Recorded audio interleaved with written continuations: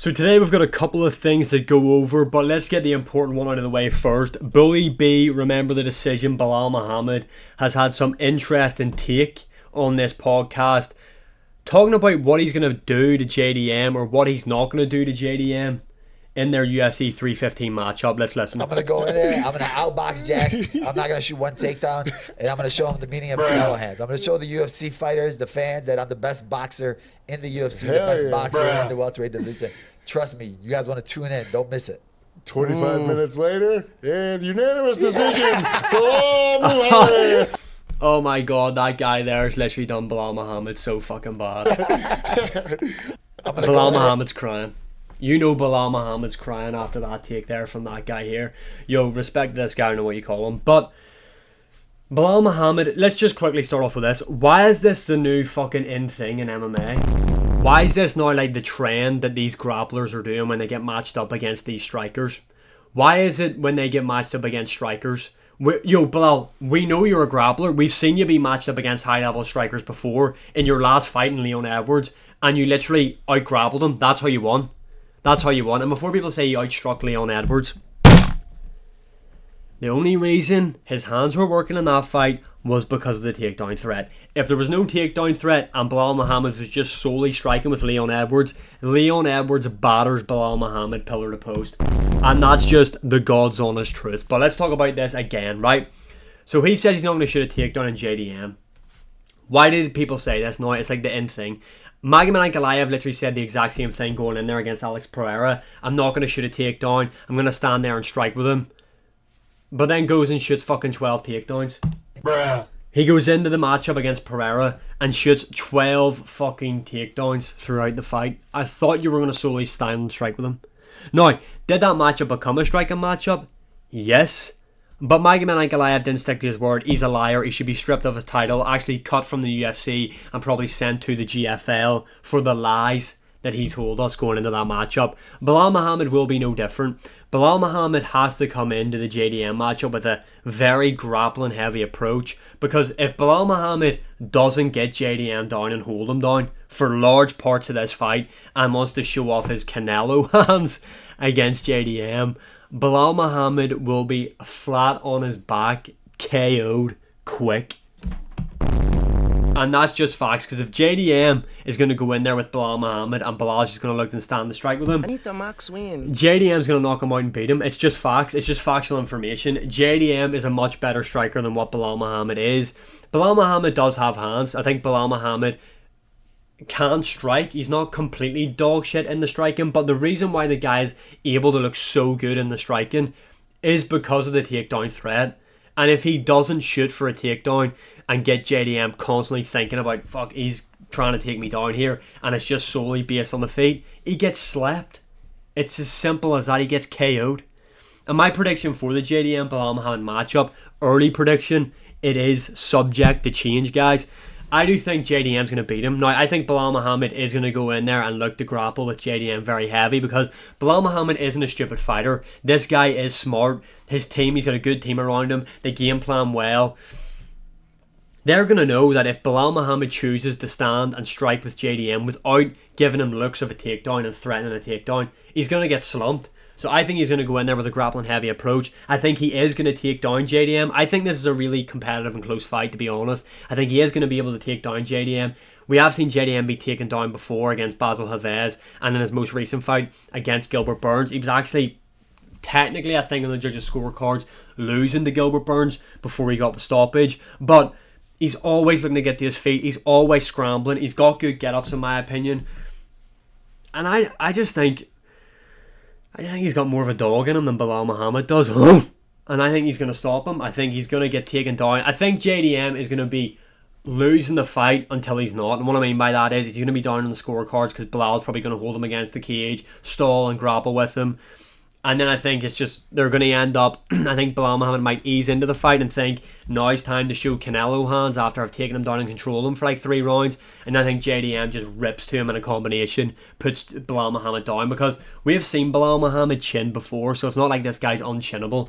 Maybe now, since he's on that secret sauce, since he started hanging around with the Dagestanis, but I think he is going to get KO'd by JDM. And I'm not a Belal Muhammad hater, I will say that. And the other thing I want to talk about quickly is just UFC Fight Night Iowa. This card is absolutely fucking stacked. Anita Max win. Absolutely stacked. You've got Davison Figueiredo, Corey Sandhagen in the main event. Awesome. Cannot wait to see that matchup. I thought Figueiredo might have got the Umar Nurmagomedov matchup after what happened against Umar and Merab, but it does seem like Umar, I think his hand's still pretty messed up. In terms of rankings, this makes sense. Both guys are ranked inside the top 5. My only prediction for this matchup is a Figueiredo win. I think Davison Figueiredo, the guy's looked really good since coming to bantamweight. I know he lost to Petr Yan, but Petr Yan is like arguably the second or third best bantamweight in the UFC right now, and I thought Figueiredo held his own in there, and he also hurt he also hurt Petr Yan. Well, I don't know if you want to say he hurt him and rocked him, but he did hurt him and get his attention in there. His power does translate to the bantamweight division. I was pretty unsure of that after I seen him fight Rob Font, but seeing him drop Cheeto Vera as well, it just shows his power carries. He beat Rob Font in like arguably a career best performance. He looked really good in there. Beat Cody Garbrandt, obviously. Beat Cheeto Vera. Looked good against Petr Yan, but did visibly lose that matchup. But Corey Sandhagen isn't the fighter that he once was, in my opinion. I think this guy strayed away from what made him so great, and that was his dynamic striking. This guy was deadly on the feet, but it seems like he's fallen in love with the grappling. And don't get me wrong, he showed really improved grappling, and that's offensively and defensively. But even when he was in there against Umar Nurmagomedov, who it might be a bad example, but let's go for Rob Font and the Cheeto Vera matchup, he became very reliant on his grappling. And like, in my opinion, I think Corey Sandhagen striking, from the Corey Sandhagen that I remember anyway, was Cheeto Vera couldn't handle that. You know, I honestly thought he maybe could have hung with Sean O'Malley in the striking, but I just don't see it. I think he's very hesitant now with the strikes. It's always feint, but nothing's coming from it. Chopping and changing stances. He's very hesitant. I don't think he's going to be able to out-grapple Davison Figueiredo at all. I think he is going to have to rely very heavily on his striking. His dynamic striking as well. You know, I don't think he's going to traditionally just stay in his orthodox stance and just outstrike Figueiredo that way. I think the constant switching of stances, the jumping knees, all the stuff that made him great before, his unorthodox spinning attacks as well, I think that's what he's going to need to do in there. But I think Figueiredo's grappling's too good. I think Figueiredo's too powerful as well, especially in the early rounds. I don't think he's going to KO Sandhagen. I think he is going to beat him by decision, either 3-2 or 4-1. I think it might go down as people might come on here and claim that it was a robbery and Sandhagen should have won, but I think Figueiredo is going to do the better work, especially in the early rounds. Next up, we've got Renan de Ridder versus Bo Nickel. I'm looking forward to this one. This is a tough matchup for Bo Nickel. I actually think Bo Nickel loses this. I think Renan de Ridder is really good, in my opinion. Obviously, his biggest attribute is his grappling, and obviously Bo Nickel is this elite wrestler, but the MMA Guru has made a really good take of the American wrestling style not really translating well into MMA, and it is true. Like, I cannot get the image out of my mind whenever I see a Bo Nickel fight announcement of him being just completely shrugged off by fucking Cody Brundage. Cody Brundage threw this guy fucking nearly out of the cage. Insane. Renan de Ridder, he's on a good run. Obviously, he's done a lot of good work in one championship. I think he's going to win this matchup. I think he beats Bo Nickel. That is my early prediction for this matchup. Also, Bo Nickel just went 3 rounds striking with Paul Craig. Bruh. No disrespect. I mean, Paul Craig should be fighting for the lightweight title. I'm sure with his win over Magomed Ankalaev, it's a fight that makes the most sense. Ankalaev's only loss in the UFC is to Paul Craig. Paul Craig deserves to fight for the title next. But striking all 3 rounds with Paul Craig, not looking good, bruv. I think Renan de Ridder's just going to be too much for him. I think it's the right jump for Bo Nickel in his career. Like, I think he does need to take on a ranked opponent now, but Renan de Ridder is better than his actual ranking, in my opinion, in the UFC right now, and I think he's going to beat Bo Nickel.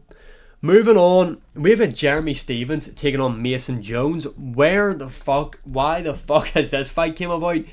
Jeremy Stephens has just been beating people up in bare knuckle FC. He just beat up the former UFC lightweight champion in Eddie Alvarez. We've seen him and Conor McGregor have a face-off.